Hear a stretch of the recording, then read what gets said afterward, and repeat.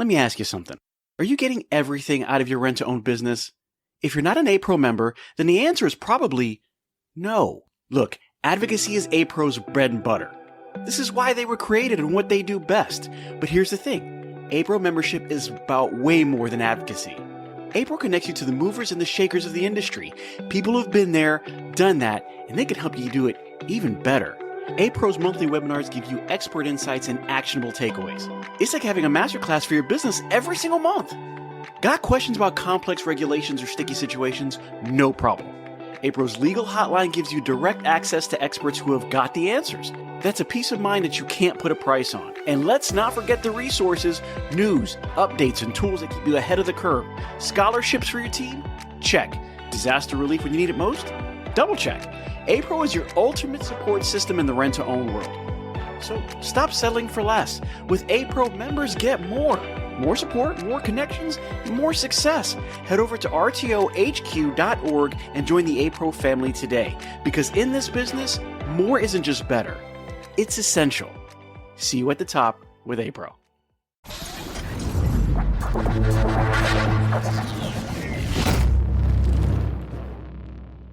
Hello and welcome to the RTO Show podcast. I'm your host, Pete Chow. I've got an amazing guest today. Real quick before we get into that, make sure that you subscribe. You hit that notification bell wherever you listen to us, whether it's Spotify, whether it's Apple Podcasts, whether it's YouTube, no matter where it is, make sure you subscribe. Also, reminders, we have some sponsorship spots available going into the summer season. Please let me know. The newsletter is out. If you want to sponsor that as well, you're more than welcome. Go to the rtoshowpodcast.com. Make sure you subscribe to the newsletter and then let me know if you need anything. Also, got to tell you guys, today, probably somebody that has done more in their lifetime than I can imagine. What a great turnaround that my guest has, Mr. Mark Connolly. I can't even begin to start, Mark. You have so much going on, and I did not know how much you were a part of, but you have a conglomerate of things that you are a part of. I am so glad to have you on the show today. How are you doing? Doing great. I'm doing really good. Thank you. After going through my notes, I'm surprised that you have 5 minutes to talk to me. I really am. I've seen some of the stuff on here, and I'm just like, listen, guys, it's amazing. So first off, thank you for your service. Appreciate that your service. I know that you got an 89, but no matter what time you did, it was a great service to this country, and we do appreciate that. Normally, I have when we do some of our vets, I didn't have my shirt today, so I didn't wear it. But we wear the red for Remember Everybody Deployed. That's something that Vox does, and we stick to that. We also do Wake for Warriors. This show is a very, very big proponent of making sure that we take care of our veterans. So thank you for that.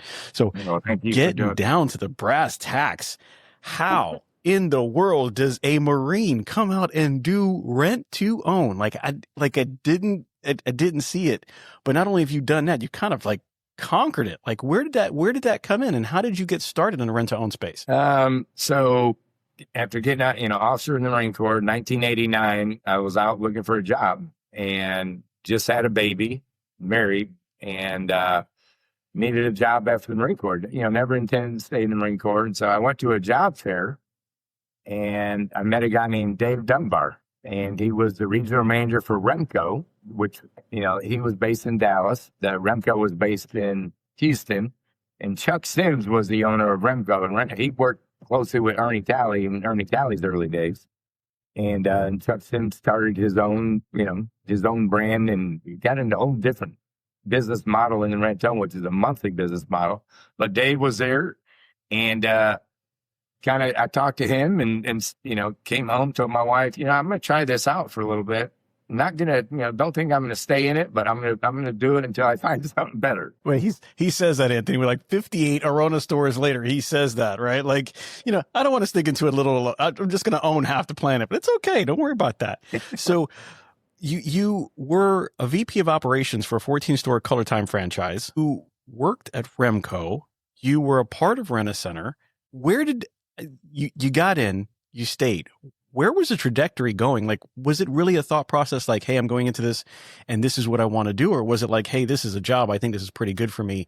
And then it sprouted from there. So it really, it truly was like, I'm going to do this until I find something else. It was, my wife hated me working on Saturdays type stuff. And I had Monday through Friday offer, which was about 10 grand more than I was getting paid to do this. But when I started this, I had a manager named Andy Jones in Irving, Texas was the first store I worked in. And, Andy showed me his paycheck. And again, this is 1989. Andy with bonus in there, $70,000. And $70,000 in 1989 was a lot of money. Even today, That was a lot of money. Managers, it's a lot of money. But they paid a good percentage of profits and bonuses and things like that. And I go, and quite honestly, I said, man, if he can make this kind of money, I know I can make a lot more, because I just thought I was better than Andy. Hey, listen, if you could do it, I know I could do it. Yeah, I'm kind of curious. I mean, 70,000 in what, 89 is probably what, 105, 110, right? Yeah, right about now? Of that. Wow. Yeah, I mean, that's a big change. One store manager, So before you got into ownership, you were in multi-unit, and you got into a big multi-unit situation. So you're going from Remco to some bigger companies. When did you get into the multi-unit, and then how did you end up with 320 plus stores under the Rent-A-Center flag? Right. Okay. So, and then, so you go with Remco, and 89, 92, Rent-A-Center bought Remco, and I stayed with them. And with that, I have, Rent-A-Center also had another model called Thorn International Rental. They call it TIR stores. And so they had some of those stores in. So I ran a store for, account manager for 8 months, ran a store for 2 years. But, Rent-A-Center buys us. They offer me the region. Actually, it's a funny story piece of that. My boss, who's a VP, takes me to Cincinnati. My wife thinks I'm in Houston. I fly to Houston to talk to him. Hey, I want to talk to you. Hey, I want to offer you this opportunity in Cincinnati, Louisville. Let's go on a plane. We'll fly to the stores. My wife's still thinking I'm in Houston. In the meantime, we're flying to Cincinnati. We go tour the store, Cincinnati, Louisville. My boss offers me the job, and I call my wife, and I go, hey, I got good news and bad news. She goes, well, what's the good news? I go, well, I just got promoted. Well, what's the bad news? Well, I'm in Cincinnati right now, and I took the job, and I'm there right now. So, I couldn't imagine if my wife called me like, hey, I'm not in Florida anymore. Yeah. Right. So to take that, so did that about a year. And then they with Remco, they transferred me to Chicago and gave me Chicago, Milwaukee, and were about to give me Kansas City. So about a 40 store deal. And so moved to Chicago in an apartment. My wife and kids are still in Cincinnati. And during that time, and it was about 5 months, 6 months in Chicago, the old guy named Danny Wilbanks, who's the CFO of Remco, went to Austin, Texas, and bought a 12-store Colortown franchise that became a 14-store.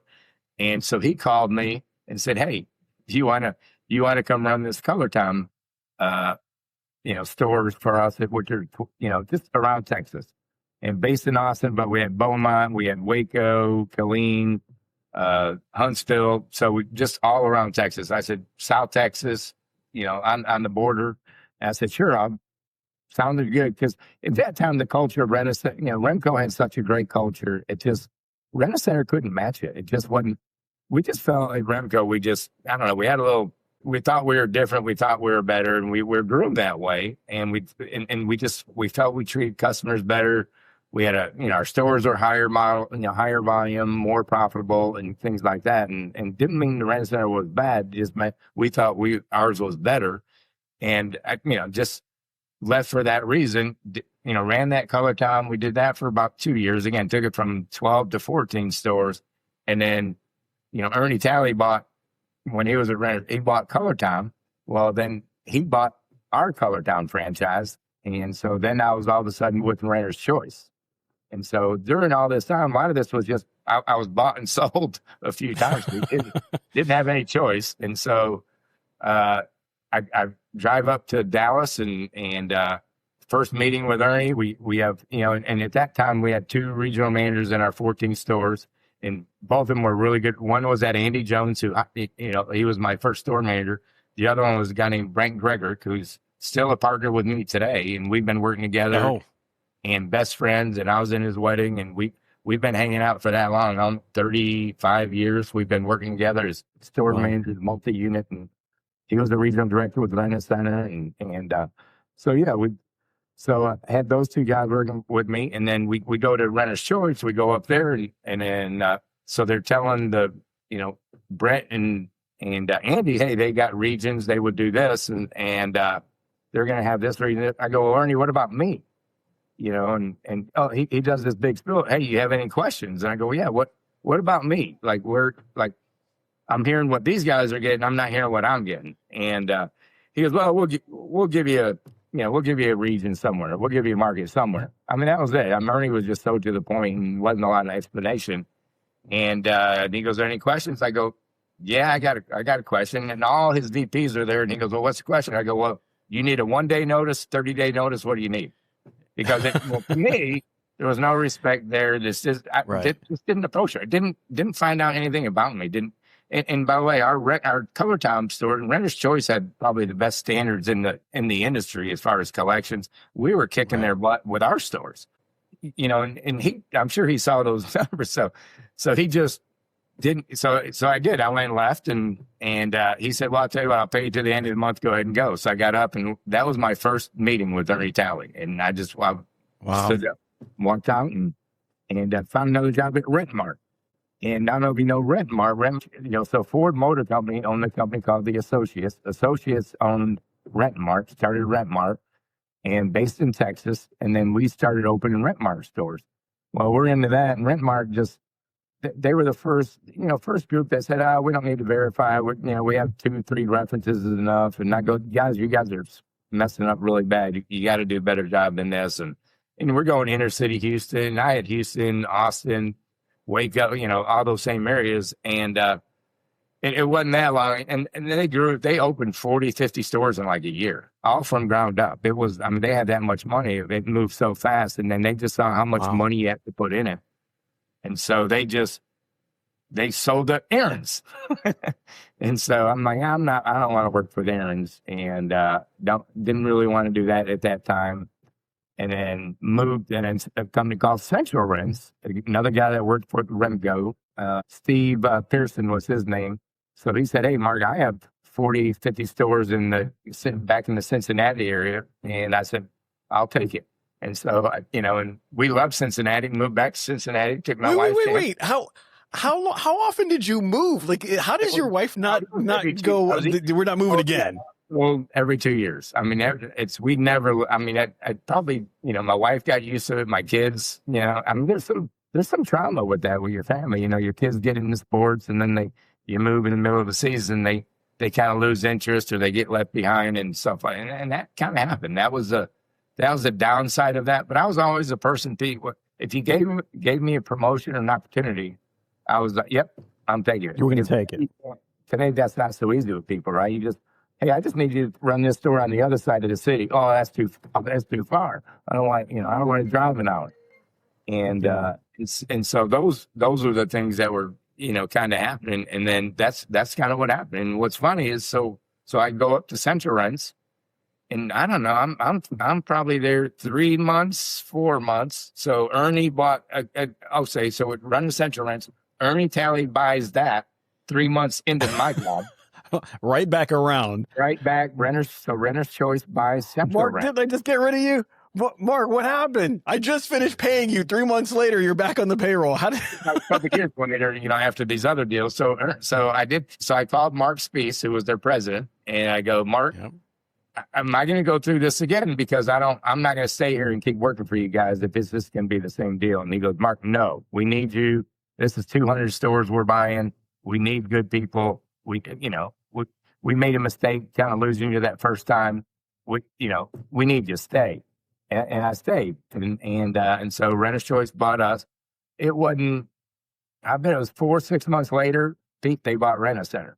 So Renter's Choice went from 500 stores, bought Central Rents, went to 700 stores, and then Rent-A-Center's 1,400 stores. And so at 500 to 700 to 1,400, Ernie did it that quick. I mean, it was huge. I was there during that I worked for Renter's Choice probably for about a year before they had bought, before they acquired Rent-A-Center. And it was crazy because, I mean, at that point in time, I didn't know as much as I know now. I was just like, I know that they're the bigger guys on the block.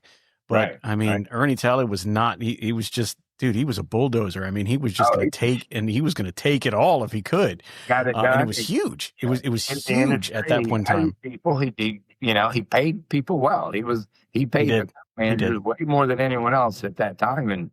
And he knew the value of that side of the business. And, so he buys Central Rents, or then he buys Rent-A-Center. And then with the fallout of that, became more opportunities. And so I went from, and Renter's Choice called him regional vice president. Well, he flew me to Dallas, and I go to Dallas and do a little interview, and they offered me a regional vice president position over all the Midwest. So I went from running those 40 stores, did that for a little bit right after they bought us. And then I had, 300 something stores in the Midwest, and then did that for a couple of years. And then a couple of years later, they gave me Northeast, another 320 stores in the Northeast as a senior vice president. Anthony, I just want you to know, I got like 300 stores. Oh no, they're gonna give me some other 300. It's not a big deal. It's just 300 stores. 320 plus stores is what I counted. Dude, that is huge. I mean, we're talking about some dealers who would love to just have that, not necessarily just that part of it, but just to have that. I mean, that's an amazing feat. Let me ask you something. Are you getting everything out of your rent-to-own business? If you're not an A-Pro member, then the answer is probably no. Look, advocacy is A-Pro's bread and butter. This is why they were created and what they do best. But here's the thing. A-Pro membership is about way more than advocacy. A-Pro connects you to the movers and the shakers of the industry. People who've been there, done that, and they can help you do it even better. A-Pro's monthly webinars give you expert insights and actionable takeaways. It's like having a masterclass for your business every single month. Got questions about complex regulations or sticky situations? No problem. A-Pro's legal hotline gives you direct access to experts who have got the answers. That's a peace of mind that you can't put a price on. And let's not forget the resources, news, updates, and tools that keep you ahead of the curve. Scholarships for your team? Check. Disaster relief when you need it most? Double check. A-Pro is your ultimate support system in the rent-to-own world. So stop settling for less. With A-Pro, members get more. More support, more connections, more success. Head over to rtohq.org and join the A-Pro family today. Because in this business, more isn't just better. It's essential. See you at the top with A-Pro. Now, so how much of the Marine came out in you that got you these stores? Was it the performance? Was it the drive? Was it like, you know what, I'm just going to make this happen? Like where was the mindset to make 320 stores happen over, not that long ago, we were running 14 Color Time stores. Yeah. Now you're running 320. I mean, that's a huge multiplier. Well, so I would say, so all of that. So number one, you have a wife and a family that support you, right? Yeah. You can't go through that many moves and do those things without that support. And I've seen a lot of good people like that I thought would be really great managers, and if they didn't have the support of their, and this goes both ways, wives or husbands. If you don't have the support of that, it just breaks down. It doesn't work, or right, or they get divorced. I've seen a lot of people get divorced in this industry because people the hours back then weren't great. Oh, they were brutal. That's true. The 54-hour work week. Our standard week was a 54-hour work week, not a 40-hour work week. And so I grew up in Normal, but yeah, big part. My dad, huge part of that. He was a former Marine also, and he'd wake me up every morning, 6, 7 o'clock, and there wasn't, you can get up later, I'm going to come back later. It's like, get up right now, and then he'd come in and boom, I'd jump up and I'm going to work, and so I think he was the Marine Corps, absolutely. What they taught you, and, going through officer candidate school, you just have a lot of, when you go through that situation, Pete, they teach you to be in that combat situation. Never was, God bless her. And, the other thing, Pete, is, it's a God thing. I think everything happens for a reason. And, my younger years, I wouldn't say that. Today, I've been very blessed by, because of that faith. And then that faith has grown over the years. And a matter of fact, I tell people, and they go, because they know me, I'm still a party guy, still drink, I do that, but I'm not a bad guy. I've been married 40 years this August, and Hey, congratulations. Congratulations. But I've been reading the Bible. Again, Brent brought me into that. I've read the Bible every day for probably the last 15, 16 years. So that's why I think that's a big part of what I've done. And again, the Marine Corps, yeah, they teach you to be in those kind of combat, decisions you make as an officer affects whether people live or die. And so when I came into Renton, I'm like, this is easy compared to that, right? The pressure for that, if I make a bad decision, I got to, call some Marine's wife and say, hey, your husband died because of my decision. Yeah. So, and that's kind of what they put you through that. So once you get through that, you go through that training. There's just nothing else. There's nothing more important than people. And so that, if you take that mindset into this industry and take care of your people and just, you owe it all to them. And that's what my drive was, is, the success for me wasn't what I did. I mean, it was early on, Pete, but it was really, how many other people can I get promoted? How many people can I get to the store manager level, unit manager, C level? And that's what I love doing. Well, so Mark, help me out. Like, as you're going through all this, how did you go from having that Northeast region from Rent-A-Center to being with Arona?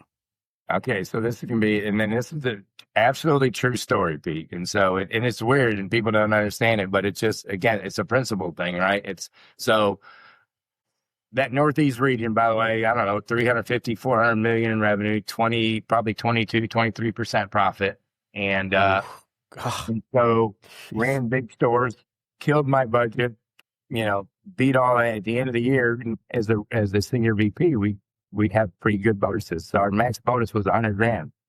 And so we had a regional director meeting that, they came in and we had a trainer kind of come up there and started talking to all our regional directors. And they were in one of my stores, by the way, the highest volume store in the country, 800,000 in profit on an annual basis, most profitable store in the company. And the trainer goes in there and comes back and he's just trashing all the things that store did wrong, like in front of the whole group. And I took it personal. I overreacted, by the way. And I go, and I love the guy. And I really should have sat back, walked out of the room, took a breath. And that's what you're supposed to do. But I just, at that point in my life, I wasn't quite like that. And so I stood up. I go, Joe, and I maybe said the F word or something like that. I said, I don't know what you're doing here with the store. You should be going to that store, finding out what they are doing, and let's share that with this group and not what they're not doing. Everything's about what they're not doing, negative, And he wasn't, right. He didn't intend to do that, Pete. He's a great guy. And, but that's the way I took it. And so bonus time came. Instead of getting my $100,000, they gave me $97,000. I mean, they cut me $3,000, and all my other senior vice presidents got the $100,000. And I go, that's it. I'm looking for another job. And so Charles Smith gone, a long time during those Remco days when I lived in Cincinnati, he was opening his first stores in Louisville and ran a great, huge Aaron's franchise. He tried to recruit me to go to Louisville to open his first store. And I go, Charles, I can't go from 40 to 1. And so didn't do it. And I thought as soon as, I left that meeting and got a $97,000 I called Charles Smith, go, hey, you need me now? And so he came and talked to me, but at that time he had already hired Dave Edwards, and Dave was doing a great job for him. So really didn't need both of us. And so he hooked me up with a guy named Tom Bernal. Tom Bernal at that time had 5 Aaron stores in the based in Des Moines. And so Tom called me. Tom flew to, we met in Grapevine, Texas, and where I lived at that time, because Rent-A-Center was based in Dallas. And by the way, Ernie, here's another funny story about Ernie. So all of us senior VPs wanted to keep the name Renter's Choice. Again, culturally, all that. And Ernie kind of wanted to. Well, when Ernie saw the price tag of changing signs for the 1,400 Rent-A-Centers to Renter's Choice, instead of changing the 500, Rent-A-Center to Renter's Choice stores, he goes, no, we're going to be Rent-A-Center. Yeah. Well, I thought Rent-A-Center home office was in Plano, Texas. It is. Rent Center is in Plano, Texas. I lived in Grapevine, Texas. Okay. And so yeah, they're always in Plano. But before that, they were up in Kansas, Wichita, before they moved it. Now I am curious because I've seen it and I just want to know. I see Arona, I see Aaron's. They are very similar with the placement of an A. Yeah. Did you do that on purpose? So no, so Tom Bernard. So if Arona would, and I didn't know this going in. I just thought, again, we were always Aaron's, but we're Arona Corporation, DBA Aaron's. Well, when Aaron's went public the first time, the stock was called ARONA, Arona ARONA. And so Tom used that name Arona as his company name when he became Aaron's franchise. And so when we left Aaron's, which was a mutual thing, and it was nice, and they're very still friends with them, still talk to, just matter of fact, had a conversation with the president this last week, and so we're still very friendly, and we came to terms and said, hey, we got to go this way. You guys are kind of staying in this, going this way, and we managed to exit that system and become Arona Home Essentials. So we just switched all our Aaron's names to Arona Home Essentials at that time. So one thing that I really wanted to get into, especially in this podcast, because you have such a background. It's diverse. You've been a part of a lot of companies. You've had multi-unit. You've gone small, big. You've seen the big guys take bigger guys. You've been acquired and gone out of that, going into Arona and then beyond that, which we'll get into that in a few minutes. The entrepreneurial spirit that you have, regardless of being shifted around, regardless of what part of the country you're in. I mean, Mark, you've kind of laid a footprint and it's just grown. I mean, it's literally grown into a very large part of what we do and more, and what other people do. I mean, 58 stores is not, when we're talking about 1,400 stores and 500, 58 stores is quite an accomplishment, regardless of the fact. And that's from what I hear. I mean, Arona's got an amazing culture. I know right now that, I've interviewed some of your people. They love being here, and doing what you do. When you started that journey, and now that you're at Arona and you were at 5, we're at 58 now. When was that? And how did you really come up with the idea, like, we need to scale, we're going to grow? What were the bumpers and the things that you came across that you said, once we cross this plateau, we're going to have more, we're going to become more? And then, the trigger point to literally go outside of rent to own, because we've been talking nothing but rent to own, but your portfolio has more than rent to own stores, which is another reason why I want to talk to you, because I mean, people in rent to own are very entrepreneurial. They have that spirit. They want to grow. They want to do what they can. Now, what I've seen in some is they'll either branch out and do another rent to own, or they do a tire and wheel. You went a completely different, you have literally different companies, or different parts of the company that do different things. And I really wanted to get into that. Where did the growth from Arona come from? And then what triggered you to go into other businesses? So, two big reasons. Number one, Tom Bernard, he's our principal owner. He calls myself and Brent partners with him, and we are. He treats us as complete partners, and he's always had Now, when we signed with Aaron's, we had an 11-store development, and when I went to Des Moines, I said, Tom, I'm going to help you get this 11 stores, and I'm going to cash out in 5 years and move back to Texas. So so that was 23 years ago, Pete. Or 22 years ago. So those things change. It was funny. Yeah, I was going to just take that one job until I got something better, and then I was going to stay up in Des Moines for 5 years, and here I am. I lived there 17 years, still working with him.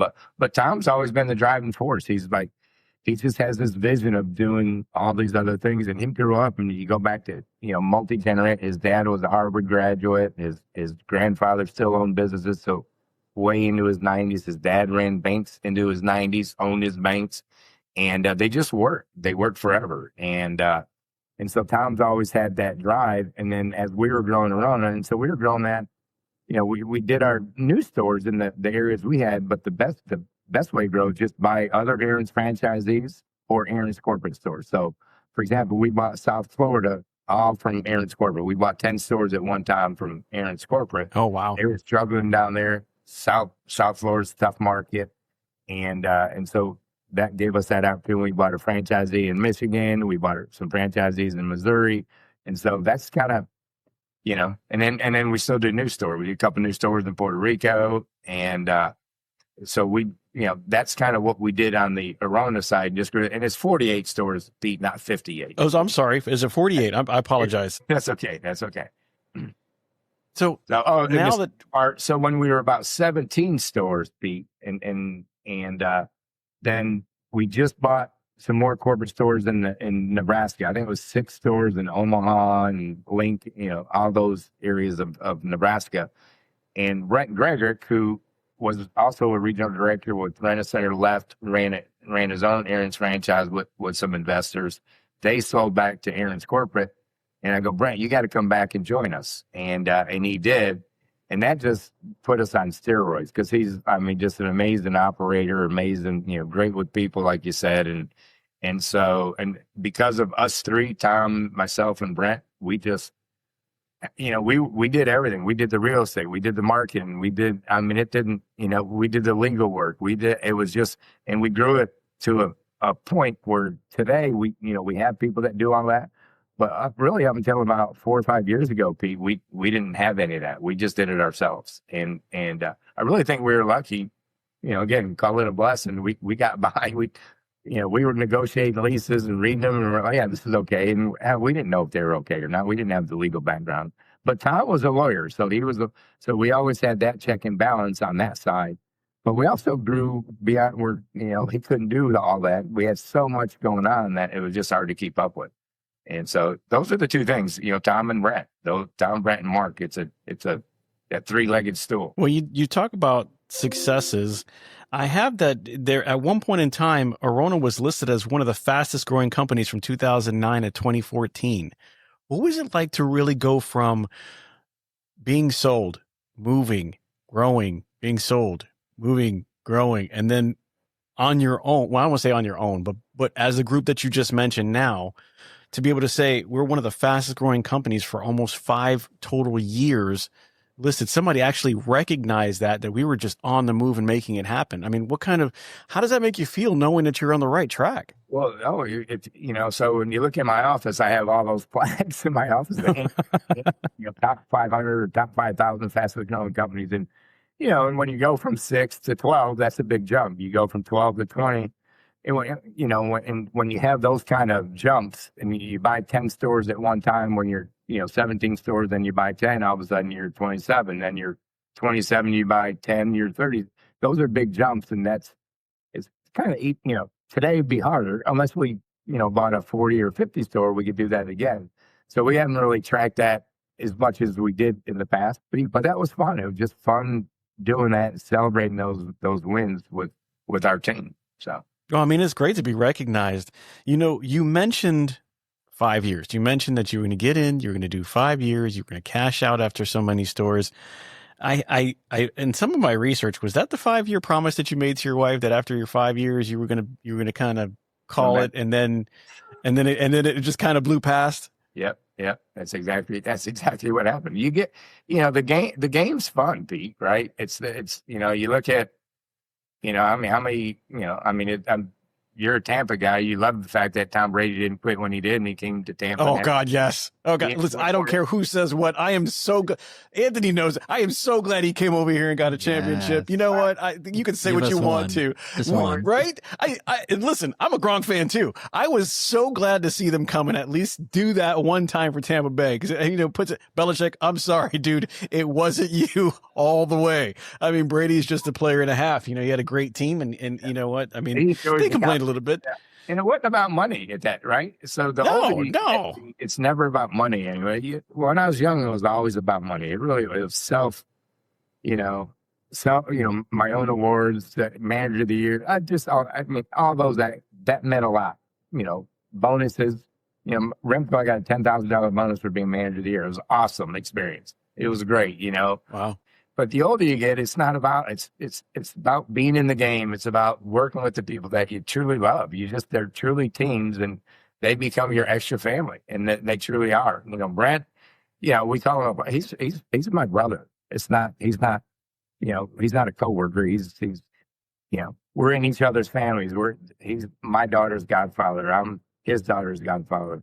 So that's just the way, and you don't want to leave those people. The game's fun, the competition's fun, the team's awesome, and then your family, and so you kind of just stay in it until those things go away. If it's not fun, or there's a time, I guess, we're all going to get old where we can't keep doing it, and that will happen to all of us someday. But as long as it's fun and it's you're growing and you're enjoying it and you're working, and it's this industry's done a lot for my family. It's put all my kids, all my kids are successful, put kids through college, but my wife and and myself, houses along the way, and we've been very blessed because of this.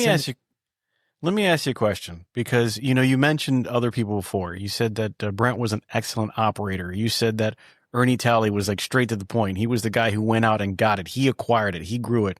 What is Mark Connolly's claim to fame? What led you to your success? What was that, one or two things that you say, this is what I did, and I was good at that. That was my personality. That was the driver that helped me lead to my success. Yeah.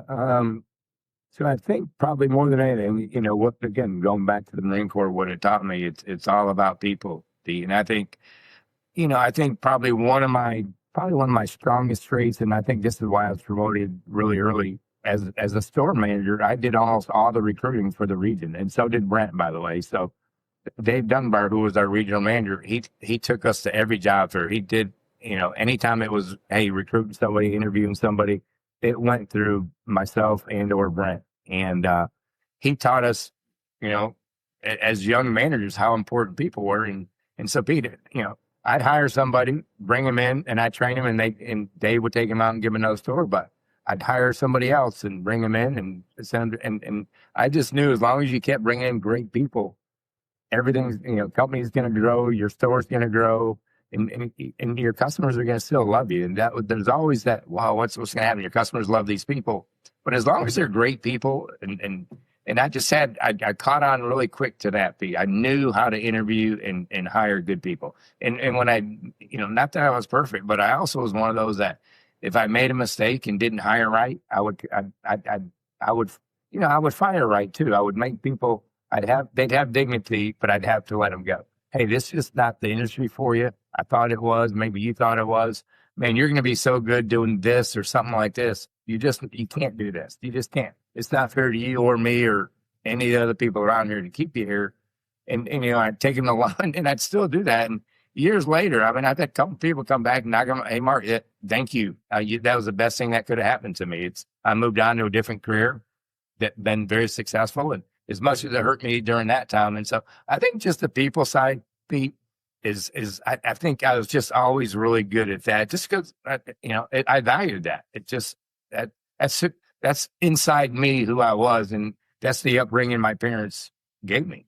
So. Well, I want to walk off the beaten path for just a second, because you bringing all these people on and being able to see sometimes within people what they don't even see for themselves, and being able to pick the right people to be in the right places. That's actually a very good leadership trait, a management trait. Give me like a little detail. You're sitting across from somebody. What are some of the tells that you would say, you know what, I know this guy or this gal is going to be right for the rent-to-own industry, or you know what, I think you're going to be right, but maybe not for this industry? What were your tells? How did you go about it and decide? I don't know. So I'll go back to, again, I'm store manager in Dallas. I go run Cincinnati, Louisville, tore that with the VP. And I think there were 6 stores, 7 stores. Oh, actually, I'll even go beyond that. Same story. I go to work for Tom on these Aaron's stores. Right. So he's got 6 stores.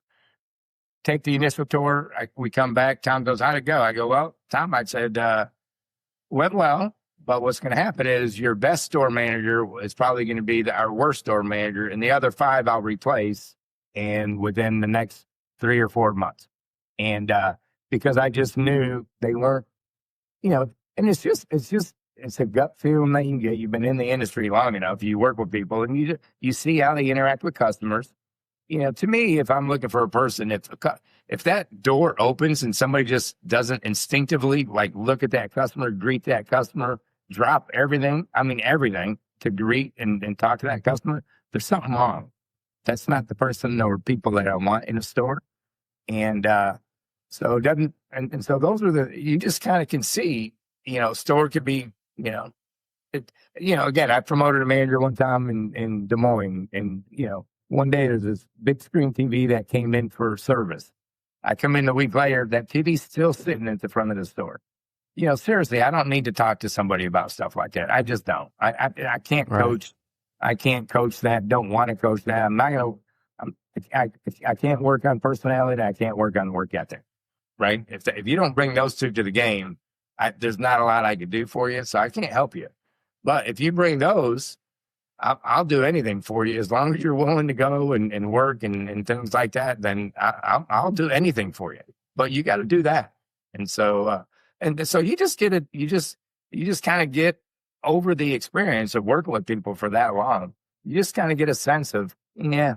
But you also might see somebody on the sidelines go, man, that person's really, really sharp, and they're not running the show, but they got something in them that I could just tell by the way they're talking or asking questions or conversing with the customer. And I'm like, let's work, man, let's get them trained. Let's get them into some leadership program. So those are the things you're just always looking for. Was there ever one of those?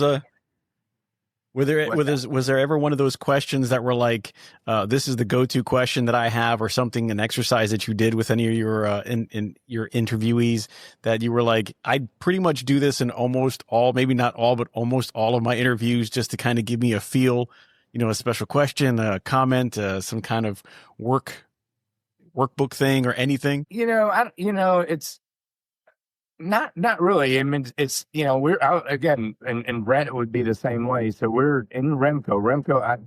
There's not another company today that spends the money that Remco did on training. And I'm talking the Mark Connolly courses, the Disney Vance, Mike Vance. I mean, we had all those. The management program for that company was 19 days. You'd go down to Houston. That was all across. Wow. You go down to Houston for 19 days and go through these training courses, and they just made a huge emphasis on the people side, and so I think I just brought a lot of that without, we don't have a 19-day check. We're on the job and we're just seeing what's going on and just a lot of contact. But and one of the probably some advice I got from a guy named Robert Harris, was a VP, and so we're going around like Cincinnati, Louisville. He goes, Mark, you can't fix every store at once. You just can't. You got to start with one. You got to get it fixed. Get the people, get the credit, get the gain, get all the things in place. And he goes, and then you can start with that and. Say it's a week or two or whatever you got to do, and then go to the other one. And then a year, and instead of because I was bouncing around a lot as my first multi-unit, I was just jumping, trying to fix everything. Well, he said, Mark, stay put. And think about it. If you got 7 stores in 7 weeks, where you would be if you spent a week in every one of those stores instead of bouncing around, spending 2 hours here, 3 hours there, half a day there. I mean, driving all around, and he goes, just think of where I go, wow. So, then at that time being, and so what I just did, I just said, you know what, it's a similar deal that when I walked into Aaron's, but when I walked into those, I just knew out of those 6 stores, I needed to replace 4 to 5 of the managers. So I went and hired 5 great people and not, hired more than that in other business, but 5 potential managers that I said, these 5, I need to ramp them up because I don't have time to wait, and I'm not a very patient person on, stores not performing. And so right. I'm like, and so anytime, and it was kind of bad because I'd say, hey, guys, on your day off, I want you to spend time with me, and I'll be in any store and I will work on anything we all, with that store. So you can be with me.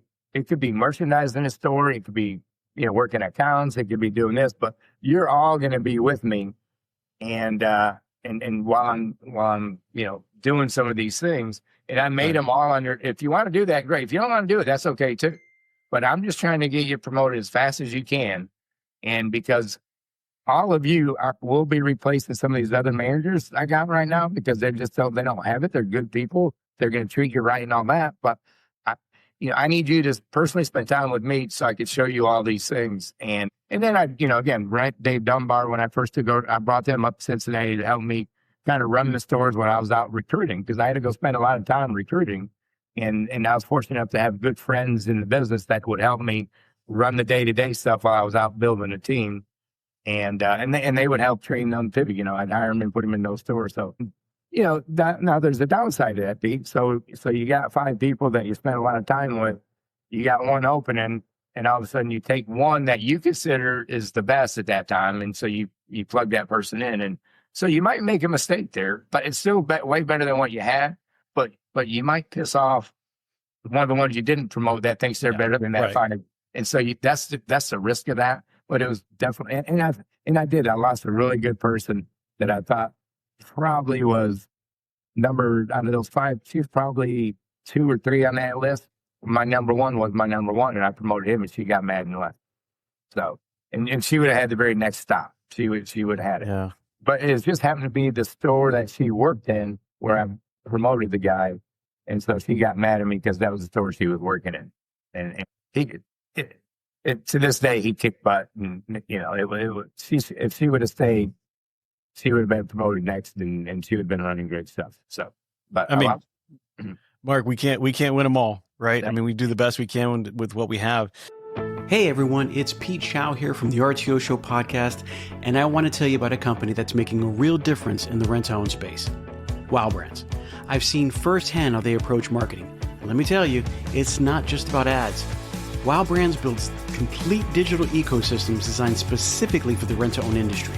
Their e-commerce and lead generation strategies are built to bring in qualified leads. And did I mention that they are actively working with the rent-to-own industry while also being members of APRO and TRIB? Listen, these folks are passionate problem solvers. They don't just slap something together. They design, build, and scale the kind of digital retail tools your business needs and your customers actually want. So if you're serious about growing, reach out to Wow Brands at wowbrands.com. I trust them, and I think you will too. I think in most cases, Arona would be enough, but BCP now includes Valvoline's real estate, restaurants, car lots, finance company, which we're going to talk about the finance company, and a marathon.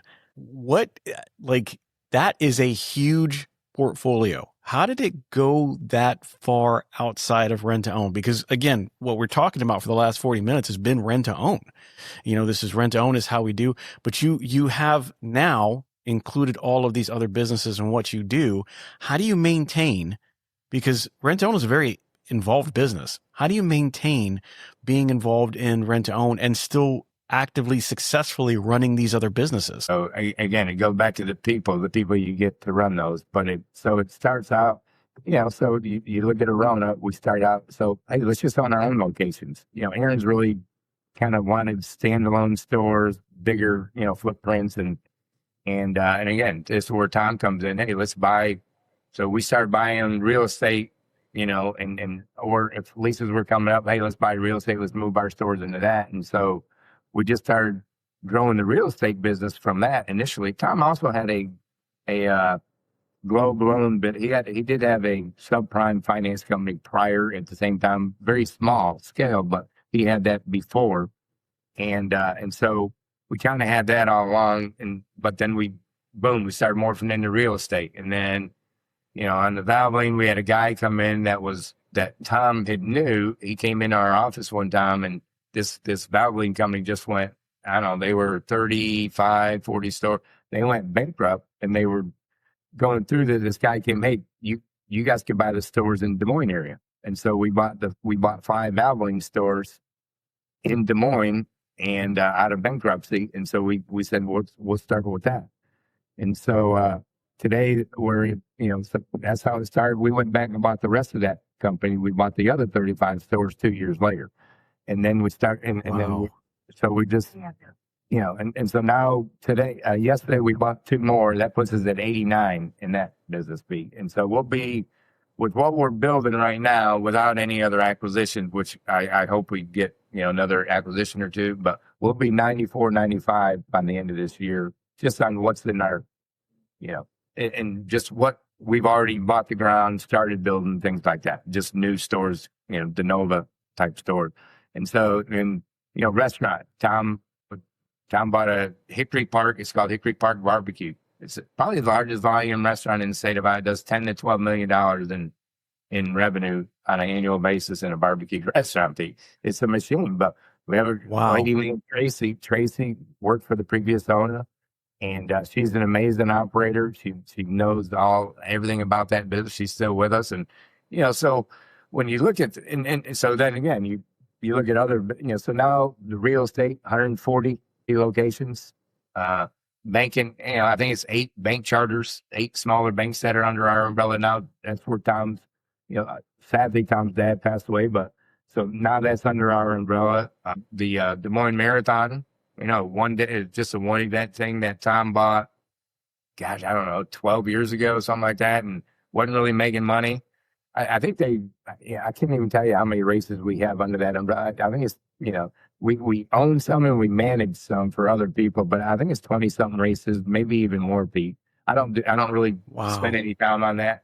Brett kind of spends more time in all these other businesses where now I've moved into the merger acquisition side, and Brett, and then Brett hired a guy named Shannon Griffiths. He's a great operator to run our Valvoline. We got Tracy running that. So we got it at Pet Supply Plus 2 years ago.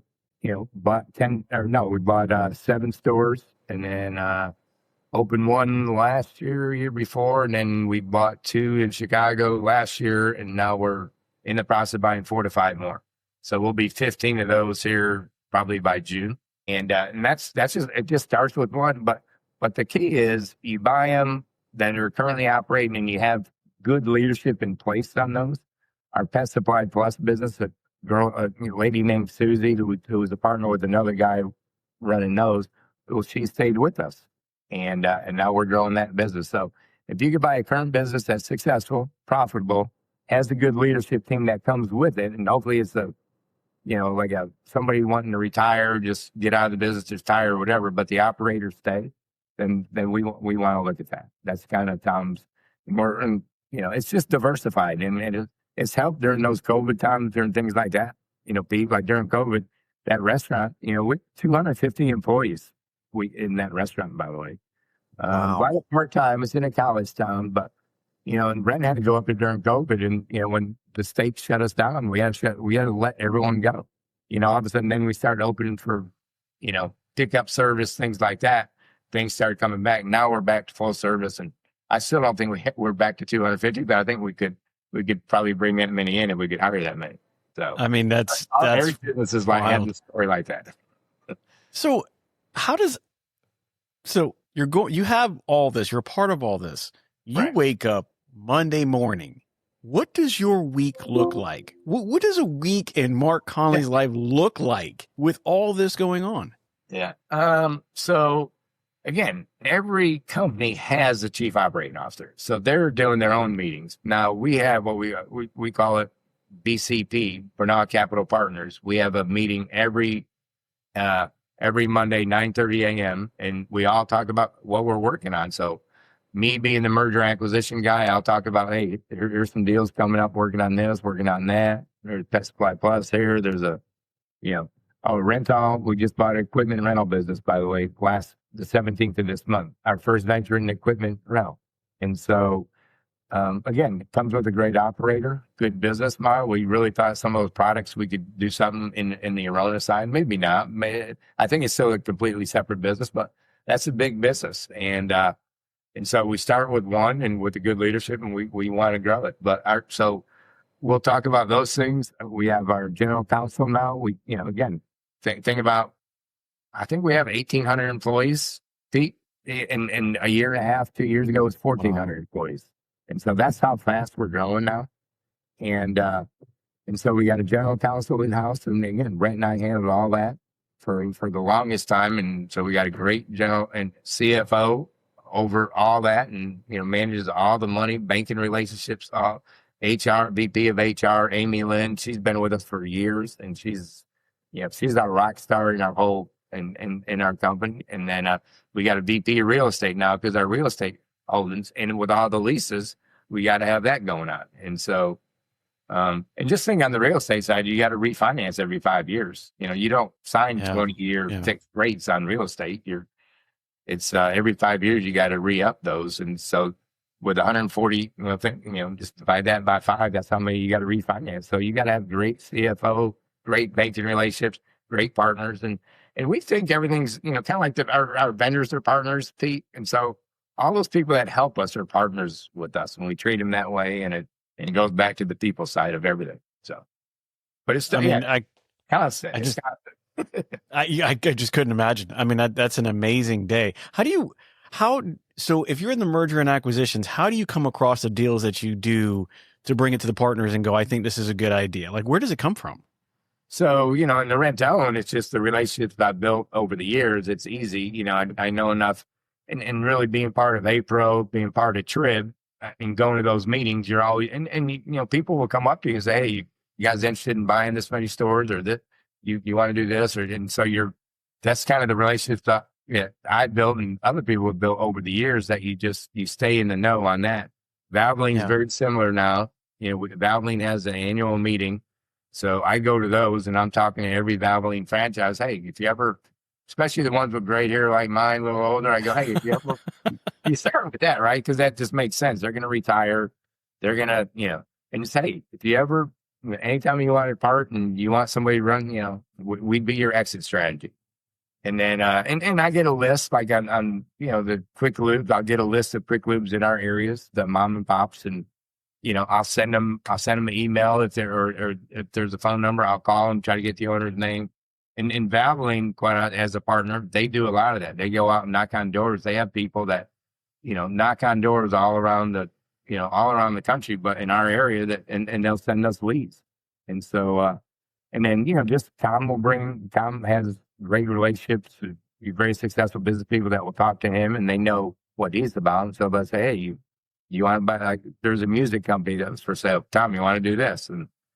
And so, heck, we got a construction company now, Pete, that because our Valvoline, we have to build so many, we said, it makes sense to just build it ourselves. And so that construction company was last year, and it's already profitable. Made money its first year. So wow, it's just, those are the things you just got. What are we doing, Anthony? I feel like I'm not doing enough. We're doing something wrong. I feel like there's so much more left on the table.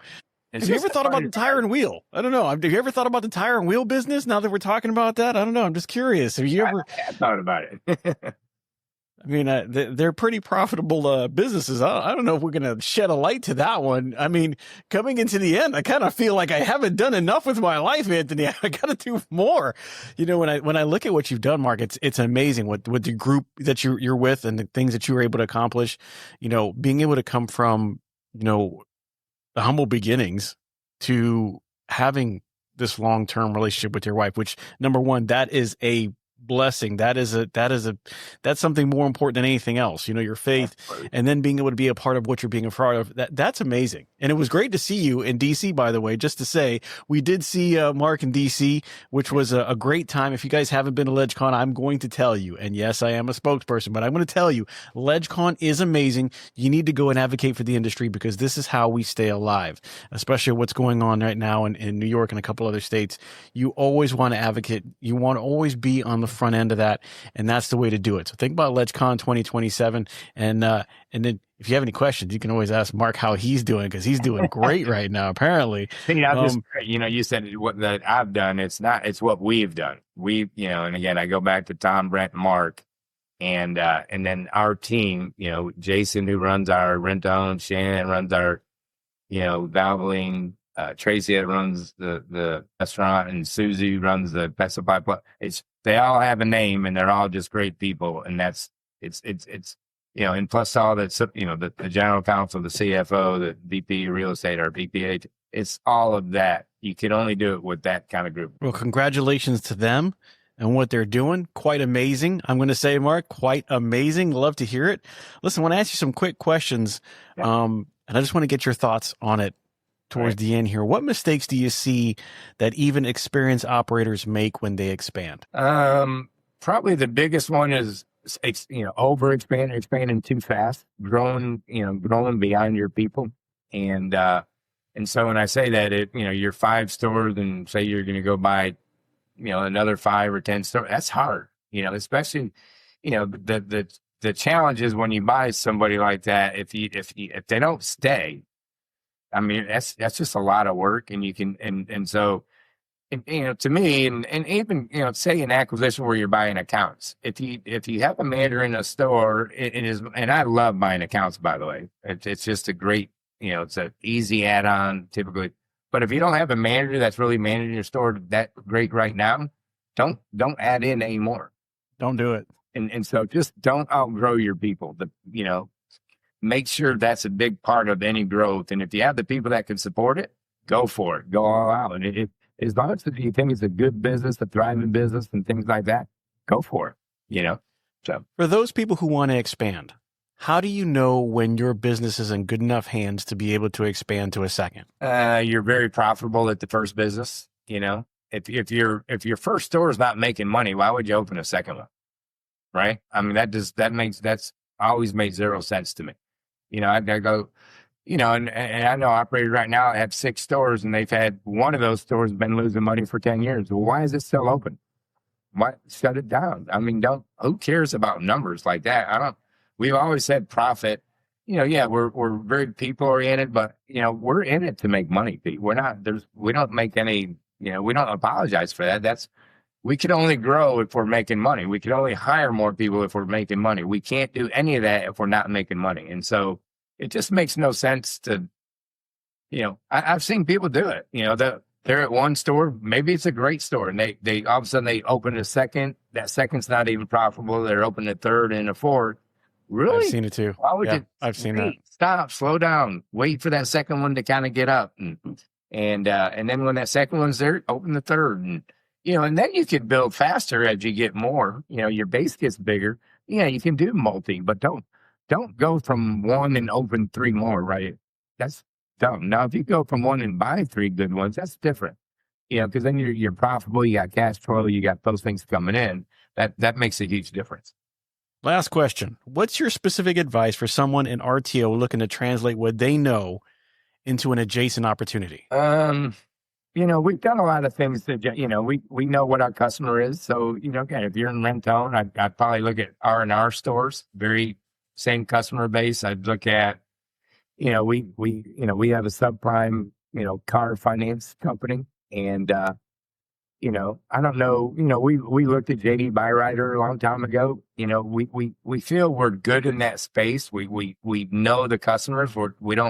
We know exactly who they are. We know how to treat them, and they're great people. They're hardworking people, and so if you want to do that, but at the same time, if there's an opportunity in multi-unit anything that's making money that has good people, and we've looked at quick serve restaurants, and that I've always been kind of afraid of that business. We've not gone into that yet, and I wouldn't say we never would, but we've looked at it. And we kind of backed off, but the opportunity, I think at that point they want us to sign up a lot of stores to open, and give me 5 to 10 to buy that are successful with with good leadership. I'll do that any day as long as it has that, and then we could move forward from that. Now, to do a bunch, that's just scary if you don't know the business. I saw a lot of Aaron's, and I'm sure Rent-A-Center franchisees, Aaron's franchisees. I've seen a lot of them come in not knowing a lot about the business and just opened a bunch of stores right away. And you know what they do? They always grow really fast, but that they always forget about that other component, which is you got to collect that money. And, it's not all about sales. It's about the relationships and collections and things like that are every bit as important. So. Well, that is the advice from Mark Connolly, someone who's very successful, but the truth is driven, focused, and very, very determined to say that he has a team behind him that is really, really making the difference. I'm so glad that you're on today. I really learned a lot more about you than I've ever really known. I know we had a couple of stories about Ernie Talley that we didn't throw in there. That might be good for Talley's sake. But, just talking about what you know and what you've been through and the ability to expand beyond the 4 walls of rent to own while doing and being successful at Arona is a great thing. And I want you guys to understand it is a chore to be a part of rent to own and still have those other businesses. So Mark, you and your group doing a great job. Listen, if you want to hear more stories about that, you are more than welcome. Go to the website, www.thertoshowpodcast.com. Hit me up directly at Pete at the RTO Show Podcast. Listen, you can follow us on Facebook and LinkedIn and Instagram and YouTube where you're going to see this. Mark, I appreciate you being on the show today. An amazing guest. Thank you so much. And I will tell you guys, as always, get your collections low to get your sales high.